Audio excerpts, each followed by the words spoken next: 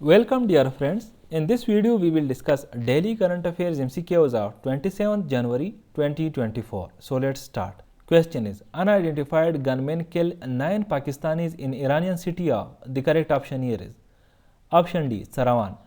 सरावान Iran के जो बलूचिस्तान और सिस्तान सूबा है जिसका बॉर्डर पाकिस्तान के साथ लगता है, तो वहाँ पे एक सिटी है जिसका नाम सरावान है।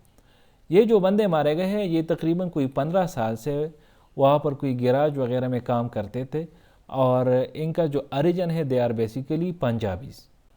India and France have agreed to work together on the joint production of which defence system. The correct option here is option B, helicopters and submarines. French president जो कि एज चीफ गेस्ट उसने शिरकत की Indian Republic day पे 26 जनवरी 2024 को।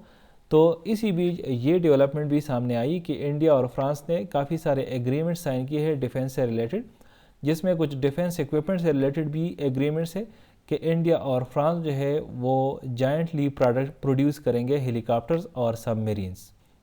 What is India's republic day observed as in Pakistani Kashmir? The correct option here is black day. Pakistan has reached out to which countries over the Indian rule in orchestrating the assassinations of 2 Pakistani citizens within its borders last year? The correct option here is option A, USA and Canada. पिछले साल पाकिस्तान में कुछ 2-3 इस तरह के target killings हुई। जब उसके बाद में इन्वेस्टिगेशंस किया गया तो पता चला कि वो असल में इंडिया से प्लान किए गए थे। इसके अलावा आपको पता होगा कि कनाडा में भी एक सिख को मारा गया था, जिसके बाद कनाडा और इंडिया के ताल्लुकात काफ़ी ख़राब हो गए थे। और फिर रिसेंटली यूएस में भी एक सिख को मारा गया था, जिसके बाद पता चला कि वो भी इंडिया में ही प्लाट किया था। तो अभी जो ट्रांस जो बॉर्डर्स है उसमें जो इंडिया के टारगेट किलिंग्स है या इस तरह के जो भी एक्टिविटीज़ है, तो वो सिर्फ जो है पाकिस्तान उसका विक्टिम नहीं है, यूएस भी उसका विक्टिम है और कनाडा भी उसका विक्टिम है। इसी वजह से पाकिस्तान ने रीच आउट किया है रिसेंटली यूएस और कनाडा को। What was the primary objective of the first formal talks between the United States and Iraq on January 27, 2024? The correct option here is option D, end the mission of the US-led military coalition in Iraq. 2014 में जब आईसिल या Daesh अपनी peak पे थी और Iraq, Syria और इस तरह के जो इर्द गिर्द के ममालिक है इसमें काफ़ी ज़्यादा एक्टिविटीज़ कर रही थी, तो उस वक्त कोएलिशन फोर्स जो है यूएस लेड कोएलिशन फोर्स वो बनाई गई इराक में कि वो आईसिल का या दाइश का मुकाबला करे।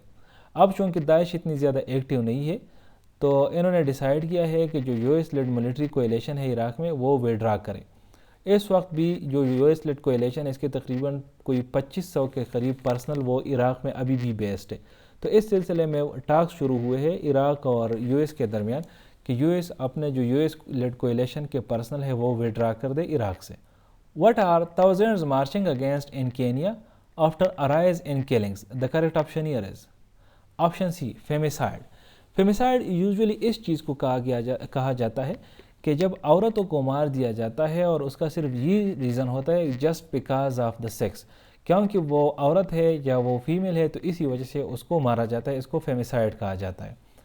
अब कीनिया में देखा गया है कि 2016 से लेकर 2023 के बीच में कोई 500 के लगभग औरतों को मारा गया है और जस्ट फॉर द रीज़न या आप कहते हैं कि एक हेड औरतों की तरफ, इसी वजह से जो है ना उनको मारा गया है। तो इसी वजह से अब लोगों ने थाउजेंड्स ऑफ पीपल जो है वो निकले हैं और इसके खिलाफ वो मार्च करने लगे हैं। Which senior journalist and a staunch unionist passed away on 26 January 2024 at the age of 68? The correct option here is option C, Parvez Shaukat. Who was appointed as the Director General of the Federal Investigation Agency FIA on January 27, 2024? The correct option here is option C, Ahmad Ishaq Jahangir. Thank you for watching this video. Stay blessed.